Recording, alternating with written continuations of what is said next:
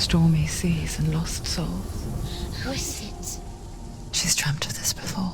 It's coming. Is it?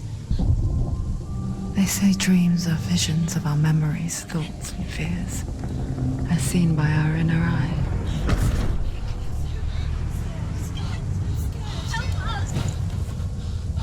But what if each one of us is always dreaming, even when awake?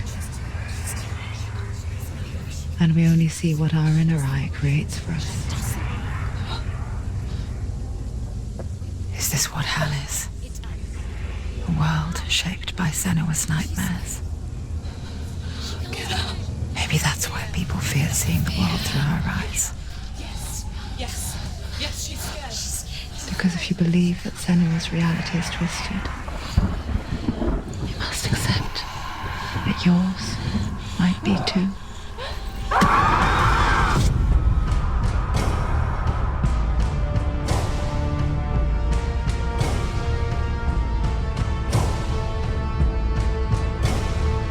Hellblade: Senua's Sacrifice is a video game about Senua, a Celtic warrior on a vision quest into Viking territory. But what sets our hero Senua apart is that she suffers from severe psychotic mental illness. He knows she's getting closer. He can feel her coming closer. She's getting closer. They're watching. The original idea for Hellblade was to create a classic hero's journey, a journey of suffering, but one where the fantasy world is not another planet or alternate universe, but a world that is constructed in Senua's mind. But to do so would mean putting psychotic mental illness at the center of the experience, a subject that is still considered taboo, and a challenge that was both terrifying and exciting in equal measure. In Hellblade, the starting point was a newly discovered Celtic goddess called Senua in Ashwell, Hertfordshire. When first discovered, her name was thought to be Senua, a name which I liked and kept. I wondered if Senua might have been a Celtic warrior like Boudica who stood up to the Romans. While the Romans had conquered all of Europe, there was a group of Celts up in the furthest reaches of the Roman Empire that could not be conquered, the Picts. And so the Romans built a wall, called Hadrian's Wall, that spans across Britain from sea to sea to keep the Pictish barbarians at bay. The Picts were known for their war paint, painted on with woad, and their matted hair clumped with lime. And so Senua would be a barbarian Pict in this image. What's your name? Senua. I haven't seen you before. I don't live home much. Oh, Zeno's daughter. I have to go. Wait. Orkney is off the coast of Scotland and was inhabited by the Picts, steeped in history and mystery, and so I made Orkney Senua's home and set the stage for a crisis. In the late 8th century, the first Vikings landed on the Orkney Islands. The population of the Picts crashed thereafter, replaced by the Norsemen of the 9th century. Were they wiped out? We don't know for sure, but it would seem likely given the reputation of the Vikings. The Northmen's brutality is legendary. High-ranking leaders and chieftains of the tribes they conquered were often offered as sacrifice to their gods. The most brutal of these sacrifices was known as the Blood Eagle. I imagine Senua as a young female warrior who returns home from exile to find her partner, Dillion, brutally sacrificed to a Norse god by these hellish warriors from a faraway land. I imagine the horror of this moment and how it would have dragged her deep into mental torment.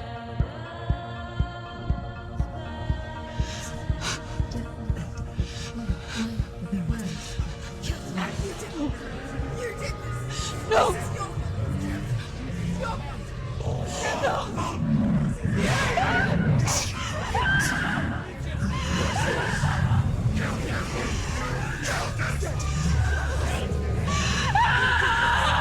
I came to learn that the Celts had a sophisticated and nuanced perspective on the nature of mental disorder. One term they used was Gelt. A Gelt is a man or woman who has been driven mad by a curse, battle trauma, or grief. The Gelt would take to a life in the woods in search of penance, punishment, and purgation. And so Senua became a Gelt, cursed by darkness, looking for redemption in the wilds.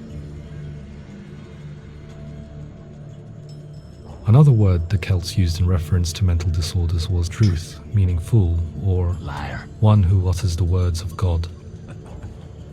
They tell of the mad sinner who flees battle into exile and takes on a beastly nature, growing feathers on his body. The character called Druth in Hellblade is based on a little-known person called Findan, an 8th century Irish Celt who was captured and enslaved by the Vikings, but eventually escaped to Orkney where he became a monk. I will tell you my stories of hell, if I may walk with you. Upon meeting Senua, it would be his stories that fuel her quest deep into their world of gods. The Northmen say the world will come to an end.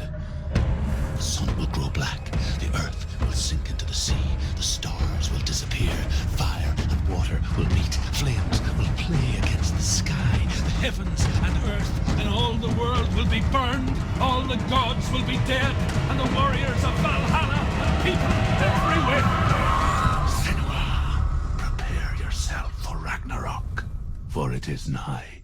So the stage was set for a new adventure, a journey into the Norse underworld called Hell, a vision quest fueled by madness and myth, a fantasy that was created by Senua's own mind, and one that we would experience through her eyes. This is your mission. This is your quest. There is nothing else left. To make a game about a warrior with psychotic mental illness as its central theme was fraught with danger. Mental illness such as psychosis is still taboo and rarely acknowledged in a century of cinema, never mind the new medium of games. Where it does feature, it often conflates psychosis and psychopathy associated with a lack of empathy. It is unfortunate that these two words sound so similar that they are used interchangeably in media. I must admit that I didn't have to look very far to discover my own ignorance of the subject. So we reached out to Paul Fletcher, psychiatrist and professor of health neuroscience at University of Cambridge. Psychosis is a descriptive term, and it refers to having a loss of contact with objective reality. So it's characterized by two main sets of symptoms. One of them is hallucinations, where somebody experiences perceptions when there is no actual objective thing out there to perceive. You're already dead. Who are you? And the other is delusions, where somebody comes to very often bizarre, unpleasant, frightening beliefs when there's no good evidence in favor of them. There's no doubt about it. The source of the darkness is in Helheim. And the goddess Hela holds his soul there. We reached out to Welcome, a biomedical research charity that spends billions on research and awareness programs aimed at improving health.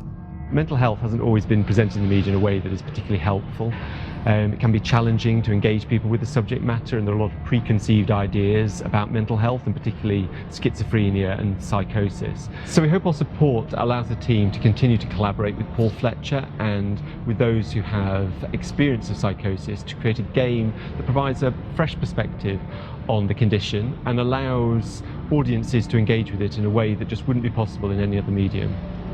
What started out as a brief consultation convinced me that we were only scratching the surface of an immensely deep and interesting subject that could enrich and change the very nature of the game. That's cool. Thanks so much for coming. Pleasure. Thanks. It's really interesting for me. I'd love to be involved. It's fascinating.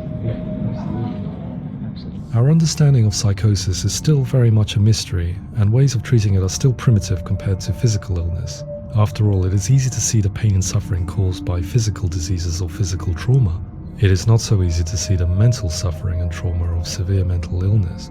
But what if we could find a way to see it? Games are capable of drawing you in for hours on end, playing the role of a character who is different from you, experiencing their perspective, and actively involving you in a world that functions with a different set of rules. That voice is not a kind voice. That voice calls you to your death. It's an evil voice. If we were to represent Senua's psychosis, we would have to simulate voice hearing, a common attribute. But how can we simulate something we have no first-hand experience of? Professor Charles Fernyhough, a leading expert in voice hearing from Durham University, offered his help. Hearing voices is an experience that is usually associated with severe mental illness, and crucially we know that hearing voices is a part of ordinary life for many people who don't meet the criteria for mental illness. Yeah. Oh, that's not him in real life. We know voices vary according to where they appear in space. Voices can appear far away in the distance, they can appear right there in your ear, they can seem to be coming from inside your head. Based on the information Professor Fernie Ho provided, I put together a sound brief and invited some actors to the studio. We recorded the actors using a binaural microphone, which records the 3D spatial position of sound, replicating the way sound is heard by human ears. It gives you an incredible sense that the person you are listening to is right there beside you. Can't see how she's going.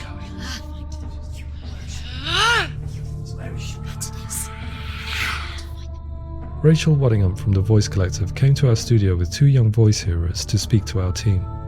We talked at length about their experiences and they listened to our tests, giving us feedback on how we could improve on it. Everyone hates her.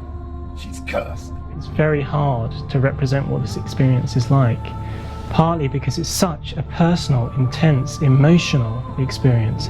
It's testament to how Ninja Theory have been listening to what the researchers are saying, but also crucially listening to the experts by experience. What they've come up with is so compelling. It's by far the best representation I've heard of what these experiences are like.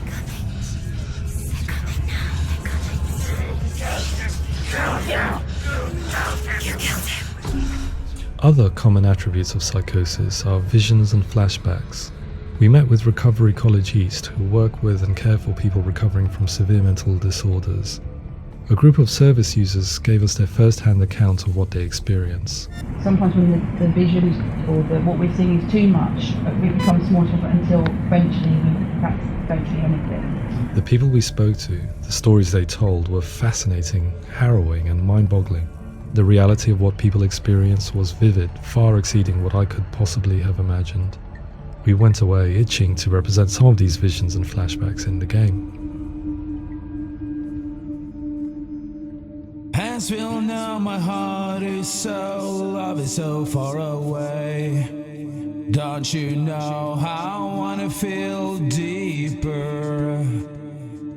I could never know how you grow, all these days are killing me.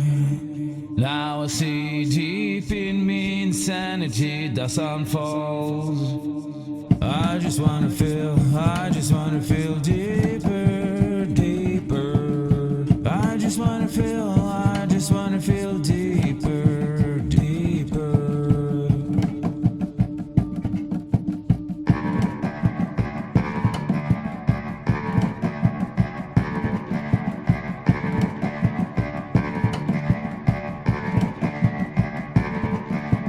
As we all know, my heart is so, love is so far away. Don't you know how I wanna feel deeper? I could never know how you grow, all these days are killing me. Feel like this, read like this, I just wanna live, that's all. I just wanna feel deeper, deeper. I just wanna feel deeper, deeper.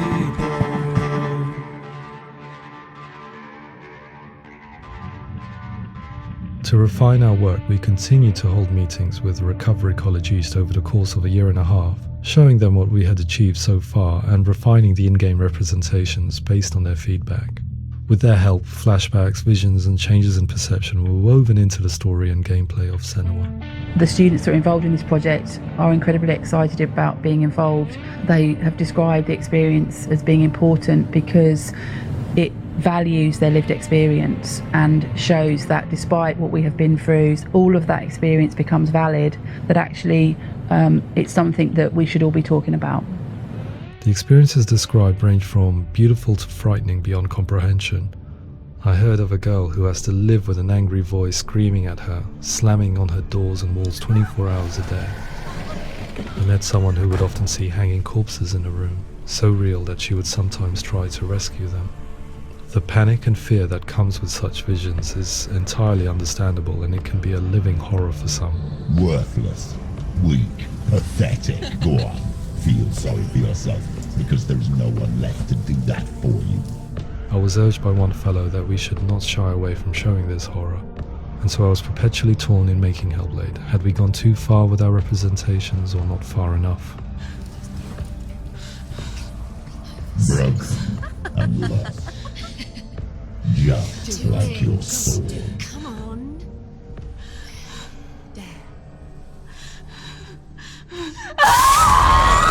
In some ways, voice hearing and visions were the low-hanging fruit, so to speak. There's another aspect of psychosis that is much harder to explain, but one that I think video games are uniquely able to represent, which are often called delusions. People begin to see patterns in the world. They begin to link things that most people wouldn't link. Most of the things that we might think would be coincidence or, not worth commenting on. Nevertheless, that might have a particular salience or importance for them. One individual described how everyday words, sounds, colours and objects were steeped in meaning to him, forming a strange and sinister puzzle that he was determined to solve but could not quite get to the bottom of. It's not just brain dysfunction. It's not like the system shut down. It's actually an incredibly creative process. The person creates a world populated with voices and phantasms and terrors, and they're completely immersed in it. They believe in it. We often invite people into the studio to play the game. In one of our playtests, they played through much of the game, making associations between runes, secret messages, and the threat of darkness that stalked them. There are many things that happen in the world of Hellblade that make perfect sense within the context of Senua's mind. The dark rot that's killing her slowly from within, the secret runes of the gods that block her path to Helheim, and strange associations that exist in the game to confuse you. To complete Senua's quest, you have to internalize and accept the logic and meaning behind these things to progress. Afterwards, they said that they didn't see much evidence of mental illness in the game. People with delusions of all sorts would argue the same thing, that they are not aware of their experience being abnormal in any way. I need this sword. It's important. Representing perception changes and thinking patterns within Hellblade gives us a set of symptoms common in psychosis. But people with lived experience were keen to emphasize another point, that it is wrong to define a person by their symptoms. Quite often, the illness comes not from the symptoms, but from the stigma, isolation and mistreatment that comes about from the rest of society. They say that I'm cursed. What if they're right? I needed someone to portray Senua, someone who could believably internalize her suffering.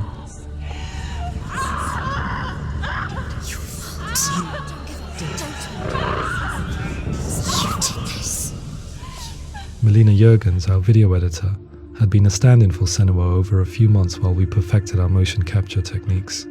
Without realizing it, she had already auditioned for the role, and I knew her well enough to know that I didn't have to teach her to act, but to relive her own internal pain. As often is the case, those who have suffered mental anguish are never far from us.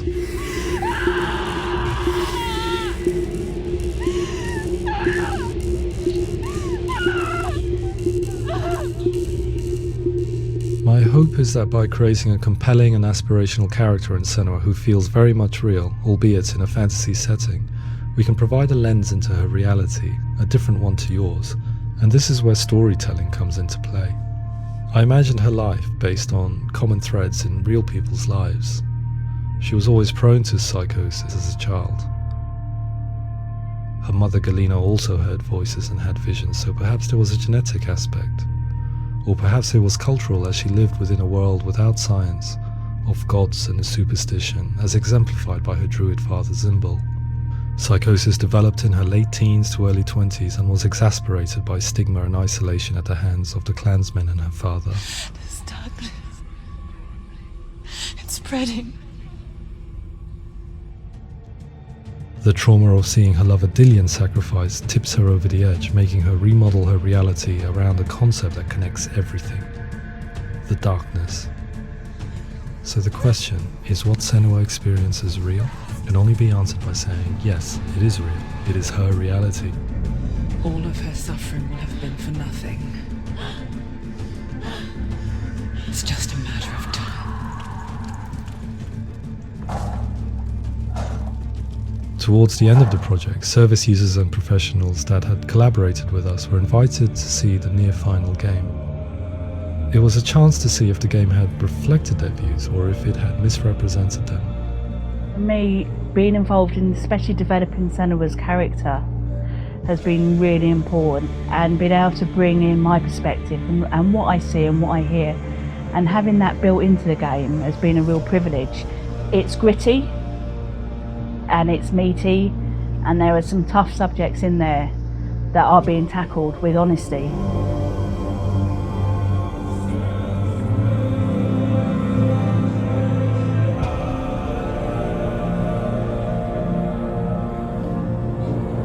I was blown away by it today, absolutely blown away.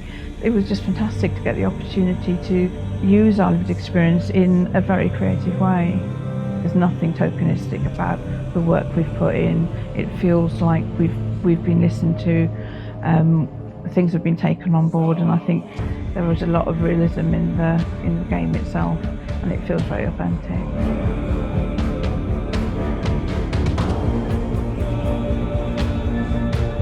Hellblade will give people a good experience of what it's like to hear voices and have those experiences. I'm glad that the guys at Ninja Theory kind of asked us to come along and help them build an experience that's positive when it comes out, and get myself a copy and have a go.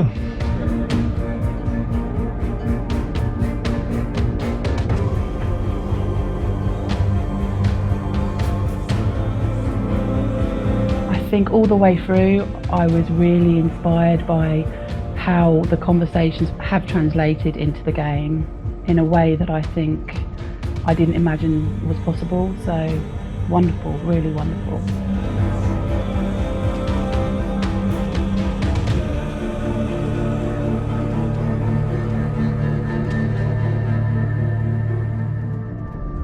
I really hope that others will follow the lead they've set and use the power of something like a video game to change people's perceptions, to increase understanding, and ultimately to make some of the stigma around voice hearing and other experiences go away.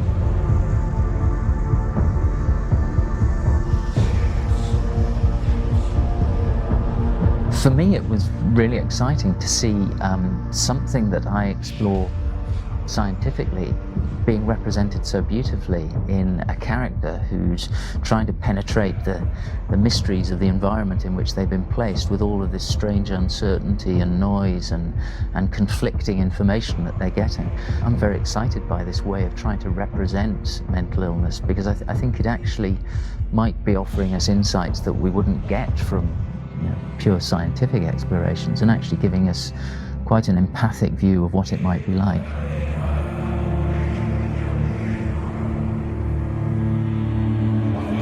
Mental illness has been with us for as long as we have been on this planet, but why?